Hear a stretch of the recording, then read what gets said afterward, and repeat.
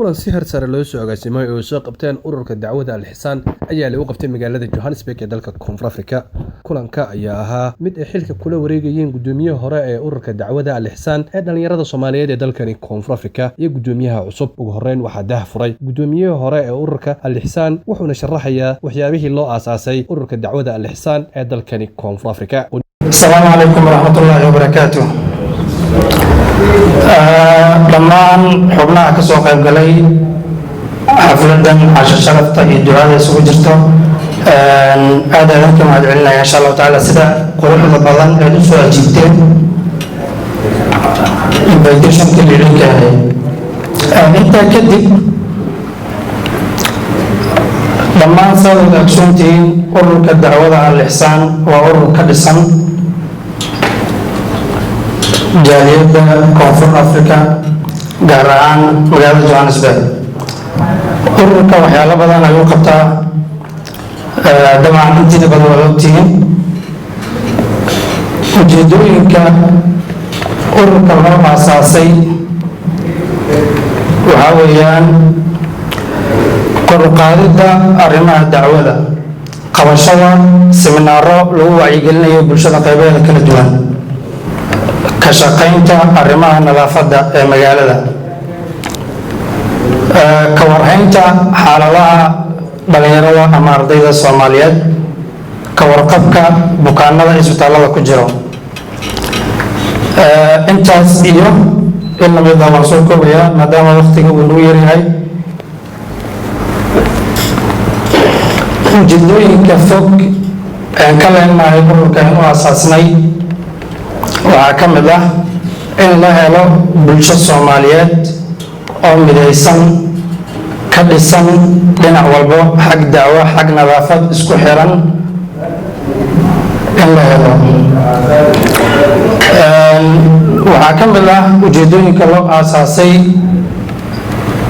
in qayb ay ka qaadato ururka dacwada Al-Ihsaan magaca bulshada Soomaaliyeed meel waliba ay joogto, dadka ay la dhaqanto magaca ugu jiro. shalaan mayfee markaan ku noolnahay ama South Africa ku noolnahay dabcan waxaa laga yaqaanaa in waxaas la baabi'iyo inay ka qayb qaadato. insha Allah taala waan rajaynaynaa inaan gaarno. shirkana waa noo furan. Aqoon-yahano, culamaa udiin iyo qaar ka mid ah dhalinyarada magaalada Johannesburg ee dalkani Koonfur Afrika ayaa madasha xaadir ahaa. intooda badani waxay dhiirigeliyeen in la helo dhalinyaro u istaagta dacwada iyo waxyaabaha loo baahan yahay in dhalinyarada lagu jiheeyo. Sheekh Maxamed Amiin oo ah imaamkii ugu horreeyay ee masjidka Imaam Shaafici ee magaalada Johannesburg ee dalka Koonfur Afrika ayaa ku dheeraaday muhiimadda ay dhalinyarada leedahay iyo in dhalinyarada mar walba ay u istaagaan wax u qabadka diinta iyo dadkooda. أهمية الشباب هدي له الموضوع هذا بالعربي كلمات يلا بكلمة لقمة صوكابي كري مركوه الرئيس اللي يرد وحن ليه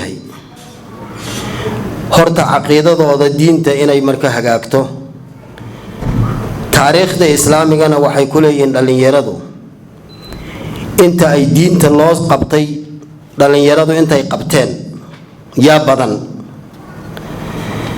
xagga waxbarashada dhalinyaradu waxay qabteen dadka waaweyn ma qaban karaan. xoogga hadii la yiraahana waxay qabtaan dadka waaweyn ma qaban karaan.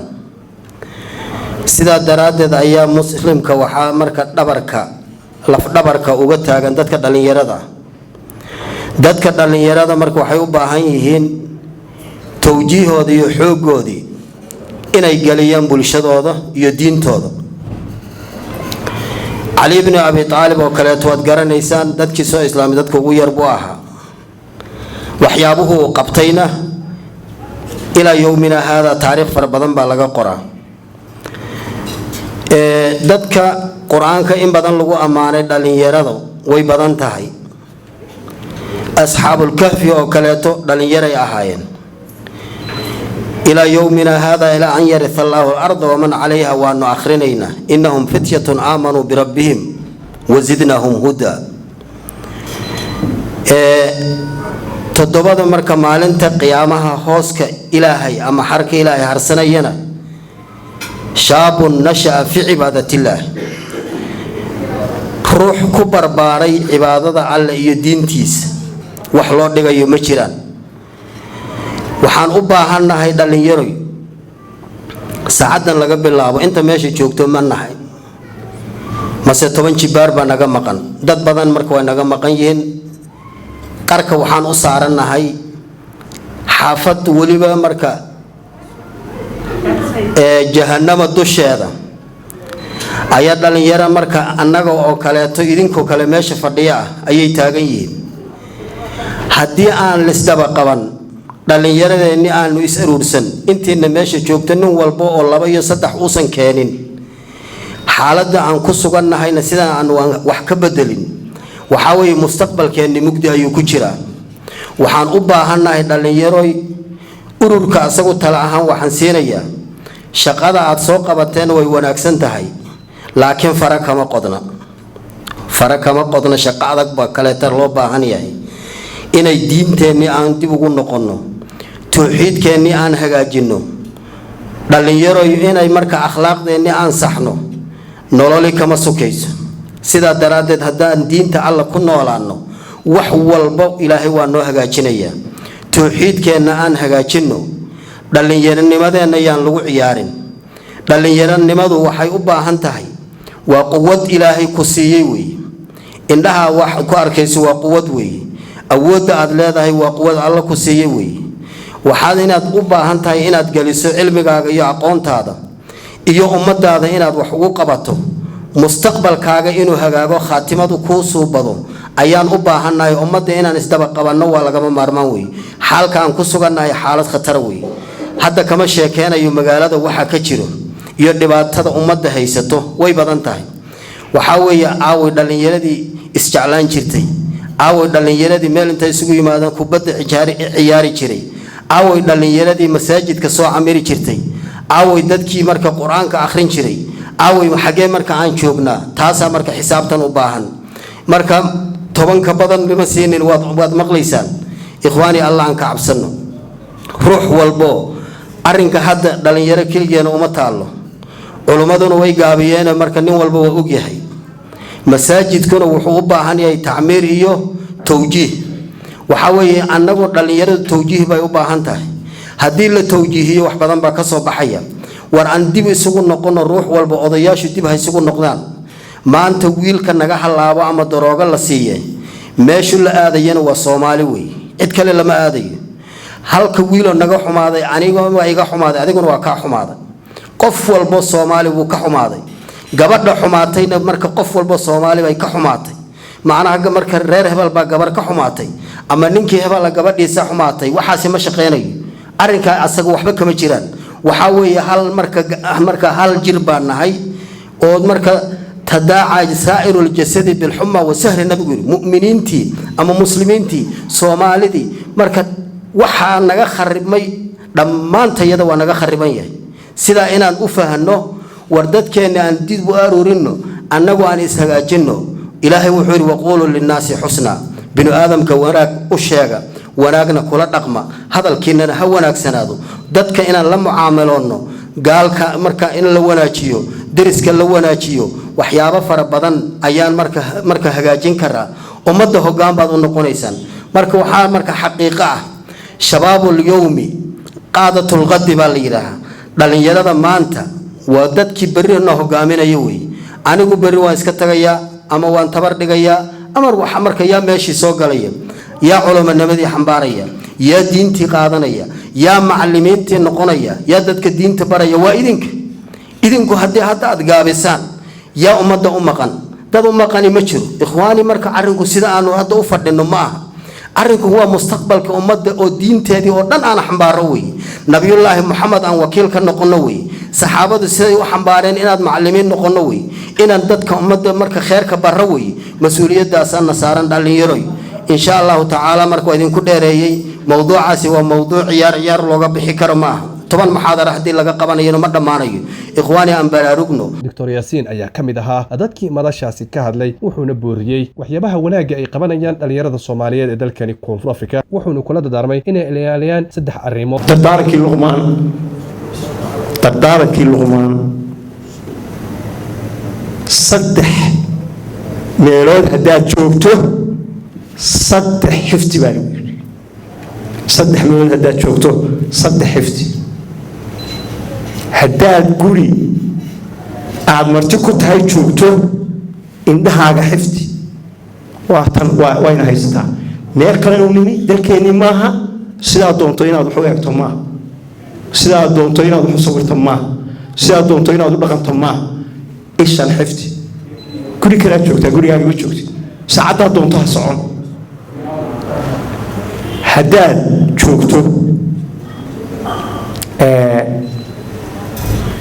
goob ama majlis lagu badan yahay carabkaaga xifdi bulsho kalaa timi fara badan 10 milyan baynu ahay 50 milyan baa dhex timi carabkaaga xifdi saa doonto ha u hadli saa doonto ha u dhaqmi saa doonto dadka waxa ugu sheegi saa doonto mataqaanaa iyadana waa inaad iska ilaalisaano carabkiinu aad xifdidaan ma joogtaan dalkiinnii kelmaddaa sheegaysaana kelmad miisaaman inay noqoto weeyaan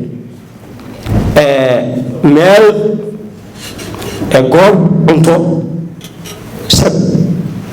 meelaha lagaaga casuumay calooshaada xifdi buu yidhi calooshaada xifdi saa doonto waxa u cuni saa doonto faraha waxa ula geli saa doonto camanka ha u buuxin saa doonto waxa u tufi xifdi calooshaada xifdi u samee 3dii lagu yiri ha noqoto calooshaada qayb cuntada qayb biyaha iyo qayb hawada marka nabad baa ka dhalanaysa nin soori ka qaaday wana sheef ka qaaday Soomaalidu tiraahdo hore u sheegtay waa iyadoo waxa soo dhan la sheegay Soomaalidu xigmadda sheegtay wassalaamu calaykum waraxmatullaahi wabarakaatuh ugu dambeyn waxaa soo gabagabeeyey gudoomiyaha cusub ee ururka dhalinyarada dacwada al-ihsaan ee dalkani Koonfur Afrika Maxamed Taran waa kan isaga oo sharaxaya waxyaabaha ay rajeynayaan inay qabtaan waxaa muhiim ah arrimaha laynagala hadlayo inaynu u bedelno ficil oo inay naga noqonin af yaa ayyuha alladhiina aamanuu lima taquluuna maa laa tafcaluun wixii aynu isfarayno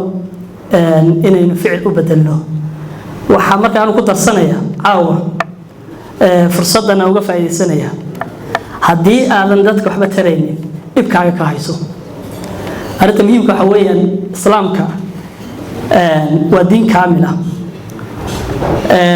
waxa ugu yar iimaanka marka rasuulka calayhi salaatu wasalaam uu ka hadlayay wuxuu sheegay inuu yahay 70 dhowr iyo 70 qaybood maxaa ugu yar al-imaadatu al-adaa can ad-dariiq dadka wadada wax dhibaya oo aad ka weeciso dhagax haday tahay qodax haday tahay wax wadada dadka dhibaya oo ka leexiso waa iimaan hadii aad aragto wax wadada dhibaya oo ka qaadi weydo waxa dareemaysaa marka halka maxaa ku jira halka uu gaarsiisan yahay awoodaada xagga wax tarka rasuulka waxa macnaha uu noo sheegay calayhi salaatu wasalaam qiyaamaha hadii u fiirsada laan qoyan hadoo haysato laan qoyan oo aad beeri karto saacadiina qiyaamina waa ku hayaa alcadi baa ka soo baxday galbeed hadii aad beeri karto laanta si ay dadku u intifaacsadaan beer oo qabadka macnaha marka anagu hadaan nahay ururka dhalinyarada al-ihsaan ee ka jira xaafadeena Mayfe waxaan ku dadaalaynaa tubata active rogmadaay intii karaana haday tahay aqoon haday tahay dhaqaale haday tahay isku soo jiid haday tahay nadaafad wixii awoodeeda intii karaankayga inaan ku dadaalno idinkana waxaan ka codsanaynaa inaad arintan nagu caawisaan oo gacan naga siisaan wixii naga khaldanna naga saxdaan waxaana idinku macnaha bishaareynaya caawa inaanu yeelana xafiiskii oo hadda waxa weyn qalabayntiisii aanu ku jirnaa diila yiraahdo oo qofkii talo iyo tusaalaba noo haya meel hadda uu noogu soo hagaagu helaya diila yiraahdo xafiiska inaad soo camirtaan wixii talooyin aad keentaan wixii naga khaldan aad naga saxdaan baa macnaha idinka ka codsanaynaa annagana waa dadaalana intii karaanka iyo diila yiraahdo kulamada noocan oo kalena waan joogteyn doonaa insha Allah taala qaybihii kala duwanaa ee bulshada haba yaraato qayb walba xubin baa ka joogta ama laba ka jooga ardaydii waa joogaan culimadii waa joogaan odayaashii waa joogaan ganacsatadii waa joogtaa security iyo siyaasiyiintii iyo warbaahintii waa joogaan nin walba qaybtiisa kula laabto kulamo waxaan diyaarin doonaa insha Allah taala 300 400 200 inaan isku keenno dadka ah oo in kaga arinsanayno arrimaha mustaqbalkeena haday tahay adduunyo iyo aakhiraba arrimaha marka la keeno invitationka inaad waqti ku bixisaan oo noo timaadaan oo aad afkaar cusub la timaadaan laskula xisaabtamo wixii markaa meesha laga ka soo baxa hadii la yiraahdo aad iyo aad baa mahadsantiin mar labaad waqtiga waa idinku dheereeyay wixii aan khalday waa nafteedii min ash-shaytaan wixii aan saxayna waa min Allah. عيدروس عبد حسن جوهانسبرغ كونفور أفريقيا.